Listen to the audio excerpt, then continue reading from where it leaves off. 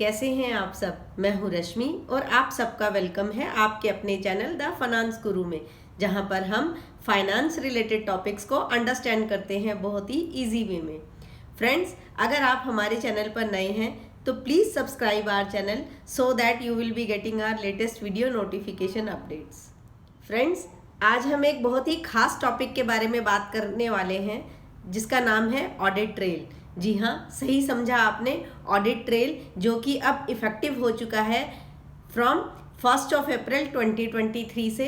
Basically इस video में हम जानेंगे कि ऑडिट ट्रेल होता क्या है, इसके क्या क्या फ़ायदे और नुकसान हैं, ये कब से इफ़ेक्टिव हो रहा है, और ये बेसिकली इसमें यहाँ हम देखेंगे कि क्या मैनेजमेंट की रिस्पॉन्सिबिलिटीज़ हैं और क्या क्या ऑडिटर्स की रिस्पॉन्सिबिलिटी हैं as far as audit trail is concern. और हमारे institute of chartered accountants of India ने एक बहुत ही अच्छी एक इम्प्लीमेंटेशन गाइड निकाली है हम लोगों की हेल्प के लिए, आपके और हमारे हेल्प के लिए। हम उसके विषय में भी ज़रूर डिस्कस करेंगे। ऑल्सो कुछ फ्रीक्वेंटली आस्क्ड क्वेश्चंस, कुछ FAQs भी आए हैं मेरे पास, हम उसके रिलेटेड भी चर्चा करेंगे इस वीडियो में।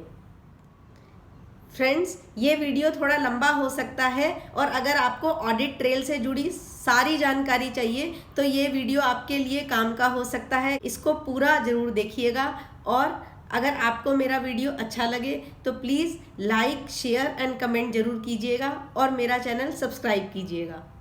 चलिए शुरू करते हैं।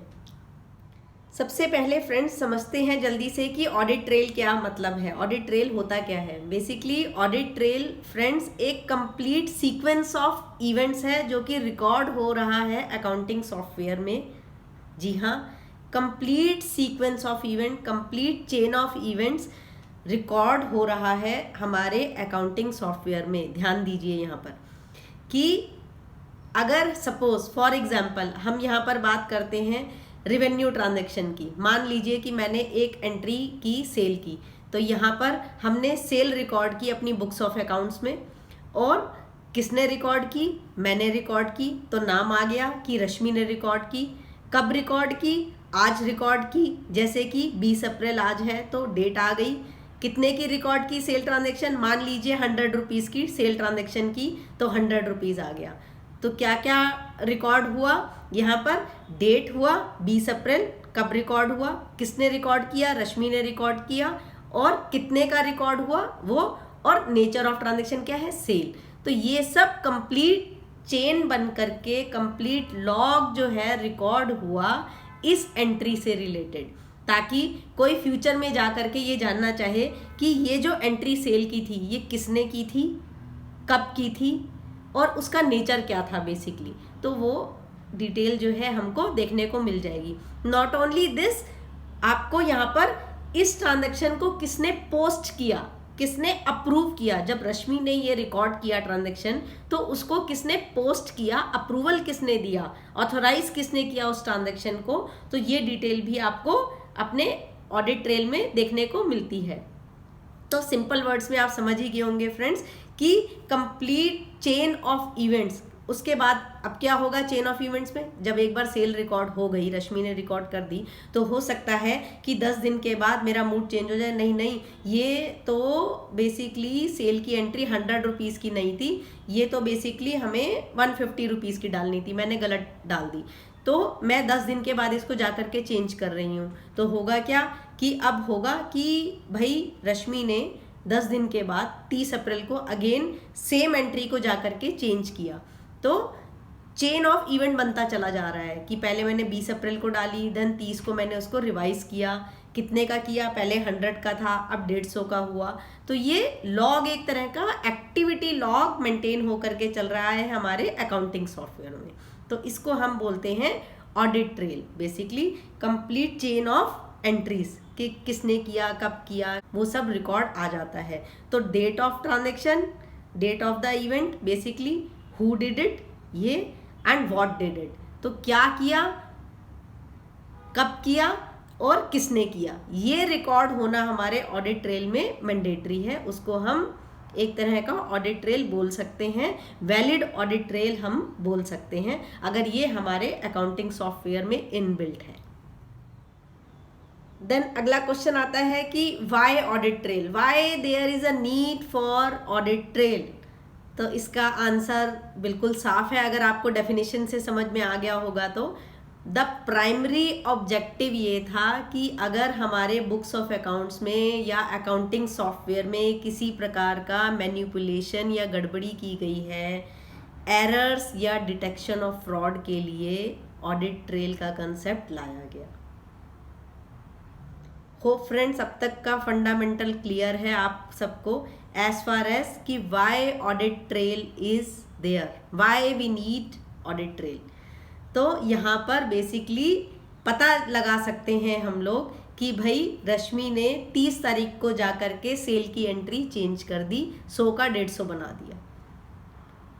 तो फिर ऑडिटर क्या करेंगे, उसके पीछे की डिटेल्स जानने की कोशिश करेंगे, क्यों हमने रिवेन्यू को बूस्टअप किया, क्या रीज़न था। हो सकता है फिक्टिशियस एंट्री तो नहीं थी, कहीं कोई इसके पीछे कोई और लॉजिक तो नहीं है, उसकी डिटेल्स को चेक किया जाएगा, डिटेल्ड इन्वेस्टिगेशन की जाएगी।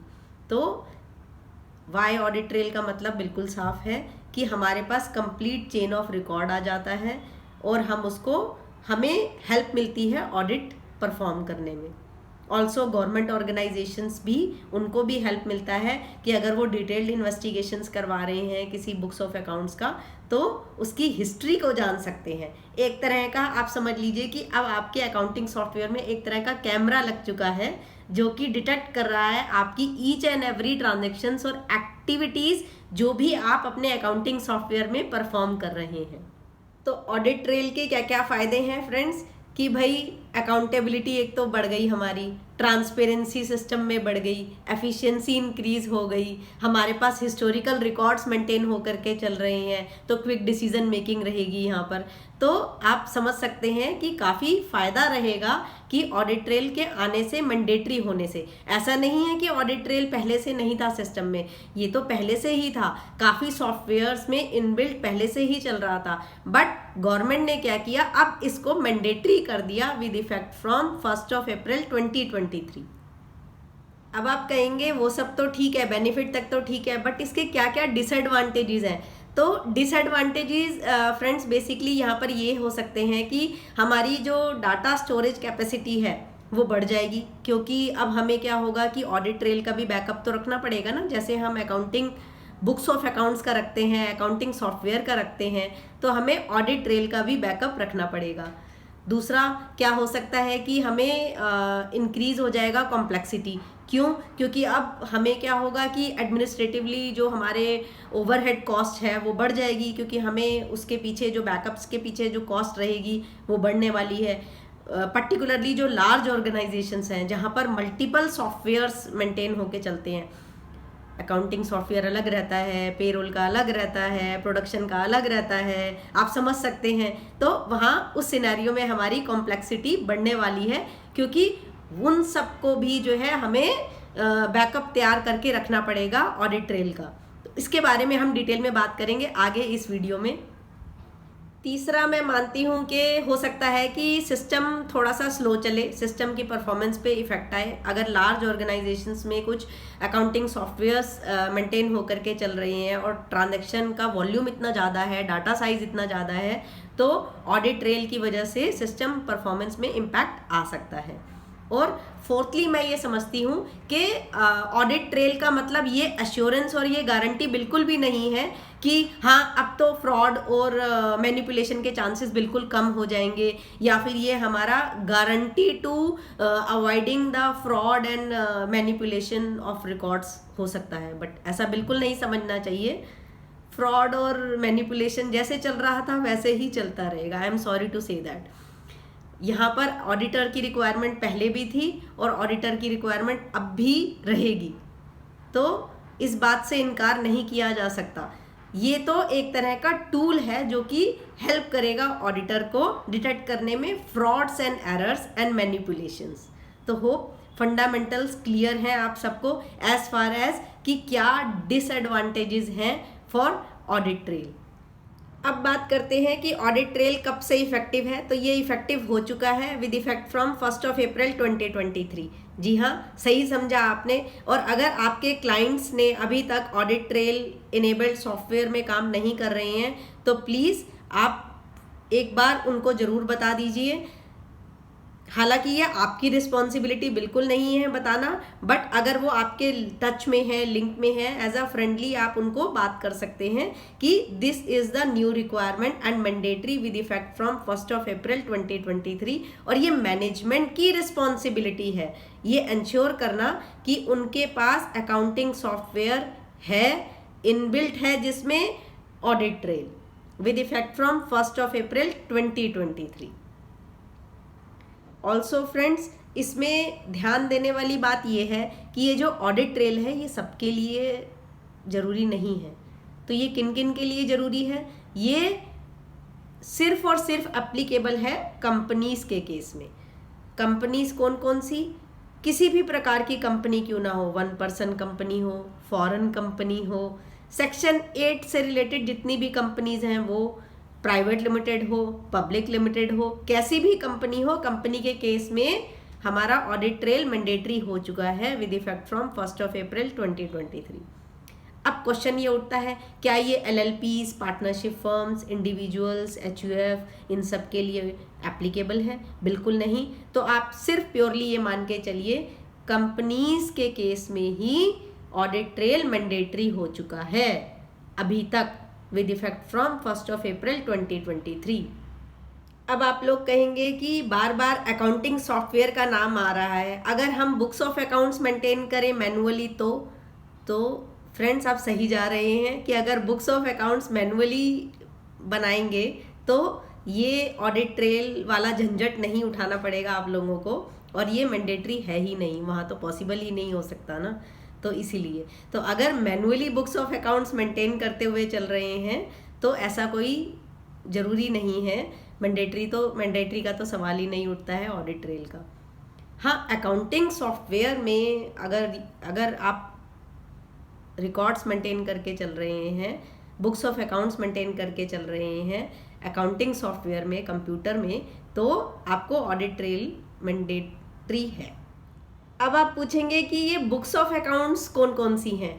तो हमारा जो कंपनीज एक्ट है ना फ्रेंड्स, उसमें रूल 2 सब क्लॉज 13 में क्लियरली डिफाइन किया गया है कि बुक्स ऑफ अकाउंट्स कौन कौन सी हैं। सबसे पहले तो आ जाती हैं सेल परचेज, उसके बाद आता है रिसीट पेमेंट्स, उसके बाद आता है एसेट्स लाइबिलिटीज, उसके बाद आता है ऑल रिलेटेड फाइनेंशियल ट्रांजैक्शंस। तो उसमें कौन कौन से आ गए, जैसे कि इन्वेंट्री से रिलेटेड हो गया, या फिर पेरोल से रिलेटेड हो गया, या फिर जितने भी जो भी एंट्रीज इम्पैक्ट कर रही हैं मेरी फाइनेंशियल ट्रांजैक्शंस को, और उससे रिलेटेड जितनी भी एंट्रीज हैं, जेवीज हो गए।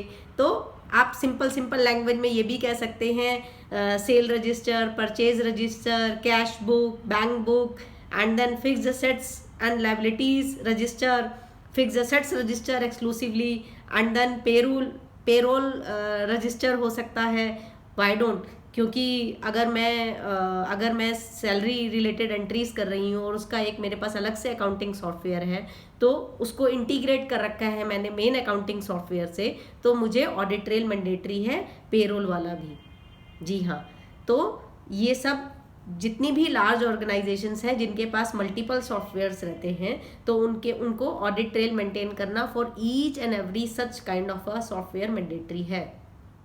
अब कुछ लोग ये पूछते हैं कि हमने तो अपनी जो भी अकाउंटिंग ट्रांजैक्शंस का जो भी वर्क है, अकाउंटिंग वर्क है, वो हमने आउटसोर्स कर रखा है, तो हमें तो ऑडिट ट्रेल की ज़रूरत नहीं है। जी नहीं, बिल्कुल गलत है।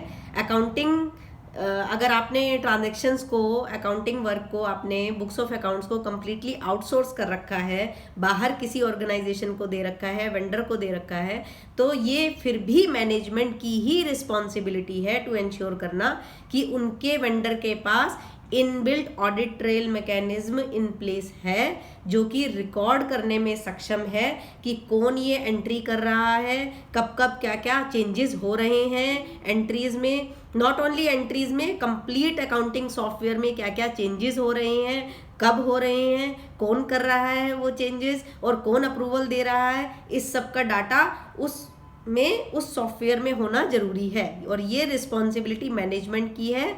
अगर आप ये वर्क आउटसोर्स कर देते हैं तो भी आप इस रिस्पॉन्सिबिलिटी से छूट नहीं सकते। और एक बात और यहाँ पर ध्यान देने योग्य है फ्रेंड्स कि अगर आपने अपना जो भी अकाउंटिंग वर्क है या बुक्स ऑफ अकाउंट्स आपकी बाहर आउटसाइड इंडिया मेंटेन होके चल रही हैं, बाहर की कंट्री में मेंटेन होकर के चल रही हैं, तो भी ये मैनेजमेंट की रिस्पॉन्सिबिलिटी है, क्योंकि अकाउंटिंग रूल्स के हिसाब से उस बुक्स ऑफ अकाउंट्स का जो बैकअप डाटा है जितना भी, वो आपके पास डेली बेसिस पे मेंटेन होना चाहिए इन इंडिया सर्वर्स। जो भी आपके यहाँ पर इंडिया में जो भी आपके ऑफिसेज हैं वहाँ पर सर्वर्स में आपके डेली बेसिस पे जितनी भी एंट्रीज या ट्रांजैक्शंस हो रही हैं उसका बैकअप आपके इंडिया के सर्वर पे मौजूद होना चाहिए और उसका ट्रेल कंप्लीटली आपके सर्वर्स में होना चाहिए। आप ये कह के भी नहीं छूट सकते कि हमारा तो बाहर मेंटेन होता है बुक्स ऑफ अकाउंट्स, तो ऑडिट ट्रेल है नहीं है, वो एप्लीकेबल ही नहीं होता। जी नहीं, बिल्कुल नहीं। ऑडिट ट्रेल तब भी मैंडेटरी है और आपके पास नॉट ओनली ट्रांजैक्शंस का बैकअप आपके सर्वर पे होना चाहिए बल्कि ऑडिट ट्रेल का भी बैकअप आपके सर्वर्स पे इंडिया में होना चाहिए। एक बात और फ्रेंड्स कि आपको मालूम होना चाहिए कि लास्ट ईयर ही 11 अगस्त 2022 को अमेंडमेंट आई थी कंपनीज एक्ट में, जिसमें रूल्स 3 सब क्लॉज 6 के अंदर ये 4 चीज़ें मैंडेटरी हो गई हैं जो कि हमें आरओसी में फाइल करनी मैंडेटरी हैं ऑन एनुअल बेसिस, कि अगर हम बुक्स ऑफ अकाउंट्स मेंटेन करके चल रहे हैं ऑन अ सर्विस प्रोवाइडर। सो यहाँ पर हमको basically name of the service provider, उसका लोकेशन क्या है, उसका आईपी एड्रेस क्या है, और अगर क्लाउड्स पे मेंटेन होकर के चल रहा है तो complete details of the service provider हमको देनी जानकारी जरूरी है एनुअल बेसिस पे to ROC. Also, name and address of the service provider who is basically in control of those books of accounts in India in case service provider की location है outside India में। तो ये सब जानकारी आपको annual basis पे file करनी मैंडेटरी है आरओसी के पास एनुअल बेसिस पे, इन केस अगर आपके सर्विस प्रोवाइडर की लोकेशन आउटसाइड इंडिया है और आप वहाँ पर बुक्स ऑफ अकाउंट्स मेंटेन करते हुए चल रहे हैं। अब आप लोग पूछेंगे क्या ऑडिट ट्रेल का कोई स्पेसिफिक फॉर्मेट डिफाइन है कि जिस फॉर्मेट में हमको ऑडिट ट्रेल का रिकॉर्ड रखना है? जी नहीं, ऐसा कोई स्पेसिफिक फॉर्मेट तो नहीं है, बट ये 3 चीज़ें तो होनी ही चाहिए। Who did this transaction, when he did this transaction, और अमाउंट, नेचर क्या है बेसिकली। तो ये 3 चीज़ें जो हैं होनी मैंडेटरी हैं ऑडिट ट्रेल के अंदर, जहाँ पर हमें एटलीस्ट ये पता चल सके कि ये ट्रांजैक्शन किसने की थी, कब की थी और कितने की थी, तो उसकी डिटेल्स आ जाए, नेचर ऑफ द ट्रांजैक्शंस आ जाएं। तो ये ऑडिट ट्रेल में होना मैंडेटरी है। ऑल्सो अब आप पूछेंगे कि ऑडिट ट्रेल कितने टाइम तक के लिए हम लोगों को बैकअप मेंटेन करके चलना है? तो फ्रेंड्स इसका आंसर बिल्कुल सिंपल है, 8+1 ईयर के लिए आपको इसका बैकअप मेंटेन करते हुए चलना पड़ेगा।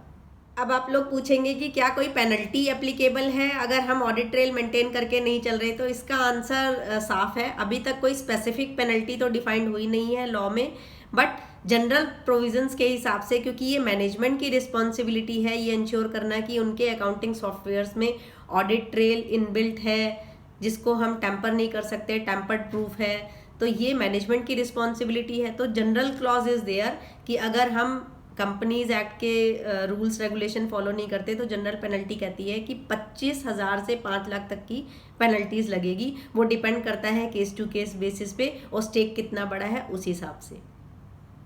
ऑल्सो फ्रेंड्स एक क्वेश्चन यहाँ पर ये बन रहा है कि अगर मैं स्मॉल कंपनी हूँ, सपोज हम तो सारा डेली बेसिस पे या सारे साल खाते तो मेंटेन करते नहीं हैं, हाँ साल में एक बार या 6 महीने में एक बार हम लोग सारी एंट्रीज रिकॉर्ड करते हैं, ट्रांजैक्शंस को रिकॉर्ड करते हैं।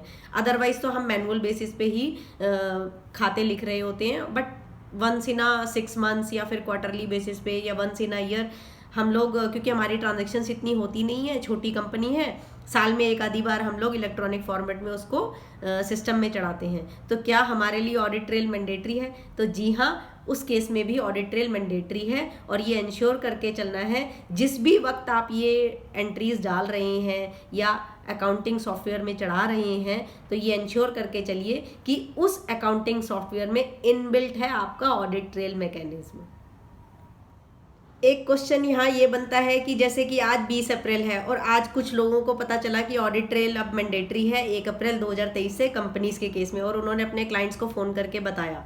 तो क्या ये जो पहले 20 दिन थे जिसमें ऑडिट ट्रेल बना ही नहीं या फिर इनेबल्ड ही नहीं था, ऐसे सॉफ्टवेयर में काम चल रहा था, तो उन कंपनीज के केस में क्या होगा? फिर भी मैनेजमेंट की रिस्पॉन्सिबिलिटी है, मैनेजमेंट को अपने रिस्पॉन्सिबिलिटी में नोट लिख करके चलना है कि भाई यहाँ से यहाँ तक का हमारा इनेबल्ड नहीं था और यहाँ से यहाँ के लिए हमारा इनेबल्ड हुआ।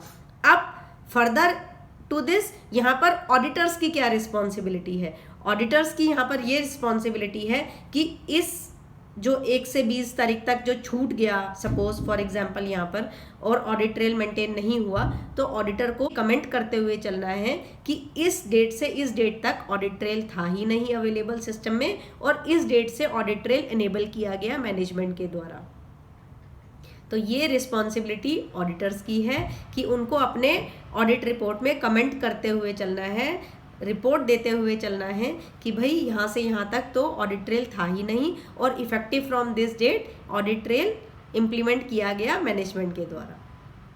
फ्रेंड्स, यहाँ पर रूल 11G स्पेसिफिकली डिफाइन करते हुए चल रहा है कि ये ऑडिटर्स की रिस्पॉन्सिबिलिटी है कि वो अपनी ऑडिट रिपोर्ट में ऑडिट ट्रेल से संबंधित रिपोर्ट जरूर करें कि भाई ऑडिट ट्रेल से रिलेटेड जितनी भी जानकारी है, कौन कौन सी जानकारी, जैसे कि ये 5 महत्वपूर्ण जानकारियां जो हैं ऑडिटर्स को अपनी ऑडिट रिपोर्ट में ज़रूर इंक्लूड करनी है as per rule 11G audit trail से रिलेटेड। क्या क्या जानकारी? कि भाई सबसे पहले हमें तो ये कमेंट करना होगा एज अ ऑडिटर कि कंपनी के पास जो accounting software during the financial year 23-24 maintain हुआ, क्या उसमें ऑडिट ट्रेल फंक्शनैलिटी थी? नंबर 1। क्या वो जो ऑडिट ट्रेल फंक्शनैलिटी थी वो इनेबल्ड थी थ्रू आउट द ईयर? क्या वो अवेलेबल थी through out the year? Number 3। क्या वो ऑडिट ट्रेल फंक्शनैलिटी के साथ किसी प्रकार की छेड़छाड़ की गई या उसको डिसेबल किया गया या चेंज किया गया? क्या सॉफ्टवेयर के अंदर इस तरीके की फंक्शनैलिटी है कि ऑडिट ट्रेल के साथ छेड़छाड़ की जा सकती है? इस चीज़ को वेरीफाई भी करना है हम लोगों को और उस पर रिपोर्ट भी देनी है। तो ये 3 चीज़ें आपको क्लियर हैं। तो अभी चौथे नंबर पे चलते हैं। क्या सारी ट्रांजैक्शंस जो अकाउंटिंग सॉफ्टवेयर में रिकॉर्ड हुई हैं, क्या वो ऑडिट ट्रेल के दायरे में आ रही हैं, ऑडिट ट्रेल में कवर हुई हैं? ऐसा तो नहीं है कि कुछ अकाउंटिंग ट्रांजैक्शंस जो सॉफ्टवेयर में रिकॉर्ड हुई हैं उसमें ऑडिट ट्रेल था ही नहीं, तो वो भी रिपोर्ट करना है। और 5th चीज़ ये रिपोर्ट करनी है कि क्या कंपनी मेंटेन करते हुए चल रही है, प्रिजर्व करते हुए चल रही है ऑडिट ट्रेल के रिकॉर्ड्स को 8+1 ईयर के लिए। तो ये 5 चीज़ के ऊपर हमको एज अ ऑडिटर कमेंट जरूर करना है अपनी ऑडिट रिपोर्ट में। As far as rule 11G is concern, please take a note. अब मैं आपको बताती हूँ थोड़े और अंदर की बात, जैसे कि proviso to rule 3 sub clause 1 जो है, जो अकाउंटिंग रूल का है, वो क्या कहता है? वो कहता है कि each and every changes in the books of accounts, उसकी बात करता है कि उसका ऑडिट ट्रेल होना जरूरी है। एक बात तो ये हो गई। अब जो रूल 11G है वो क्या बोलता है? वो ये बोल रहा है कि ऑडिटर्स को कमेंट करते हुए चलना है कि कुछ भी चेंजेस हुए हैं अकाउंटिंग सॉफ्टवेयर में या अकाउंटिंग सॉफ्टवेयर में कुछ भी चीज़ें जो भी पड़ी हैं उसका ऑडिट ट्रेल मेंटेन होके चल रहा है नहीं। फॉर एग्जांपल, अगर मैं बात करूं कि यूज़र अकाउंट अगर हमने क्रिएट किया, कोई बुक्स ऑफ अकाउंट्स के दायरे में तो आता नहीं यूज़र अकाउंट। अगर मैंने user account suppose Rashmi as a user मैंने सॉफ्टवेयर में डाला, तो ये कोई अकाउंटिंग बेसिकली ये बुक्स ऑफ अकाउंट्स का पार्ट नहीं है, बट येस ये अकाउंटिंग सॉफ्टवेयर का पार्ट है। तो हमें ये मेंटेन करके चलना है, ये इंश्योर करके चलना है कि भाई क्या जब रश्मि एज अ यूज़र क्रिएट हुआ तो ये कौन सी डेट को हुआ, किसने क्रिएट किया, कब क्रिएट किया, तो ये बेसिकली डिटेल होनी चाहिए हमारे ऑडिट ट्रेल में। हो फ्रेंड्स, ये अभी आपको क्लियर होगा कि हमें not only changes in the books of accounts देखना है, but also entire accounting software का जो ऑडिट ट्रेल है वो मेंटेन होके चल रहा है नहीं चल रहा, उसके ऊपर भी कमेंट करते हुए चलना है।